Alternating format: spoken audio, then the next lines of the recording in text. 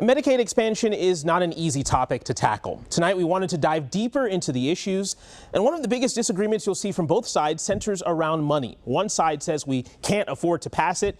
The other side says we can't afford not to. We can bring back over $1 billion of Oklahoma taxpayer money back to Oklahoma to invest in our communities.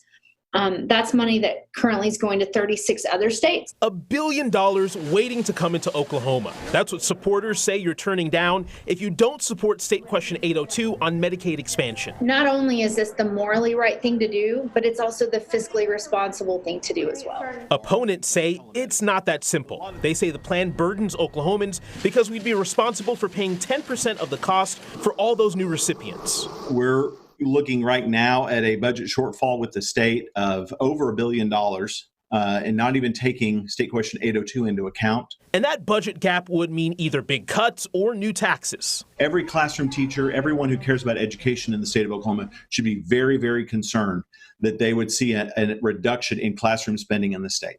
That's the first part of it. The other option for them is raising taxes. So, how could Yes on 802 justify that? Well, they argue Medicaid would pay for itself with the influx of money coming in from Washington. They also say it would make Oklahomans healthier and keep rural hospitals open. Everybody knows if you live in a rural community, what are the two most important things, to the community surviving, and it's the hospital and the school. So a hospital closes, what comes next? The school. No on 802 says rural hospitals have closed in other states even after expanding Medicaid. They're also against the bill because it changes the state constitution, meaning future federal Medicaid changes would leave Oklahoma on the hook. If the feds were to come in and change the Medicaid system in the next 5 years and put different requirements on individuals who enroll in it that would be in our state's constitution, which should also be very concerning. The feds would have that kind of an impact on what's in our Constitution. A claim supporters call a long shot because so many states, even red states, have already accepted the expansion. This would take all of those congressmen voting against their own states to say, no, we're gonna not do that anymore. But opponents say even if the feds leave it alone, the economy is forcing more people into the affected group.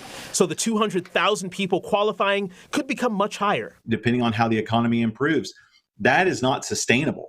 That is not sustainable for the state's budget. Supporters say claims of massive budget cuts or new taxes are tired talking points. People have been using fear tactics and spreading misinformation to try to keep this from happening for almost a decade. And Oklahomans are tired of it. Jason Hackett, KOCO 5 News.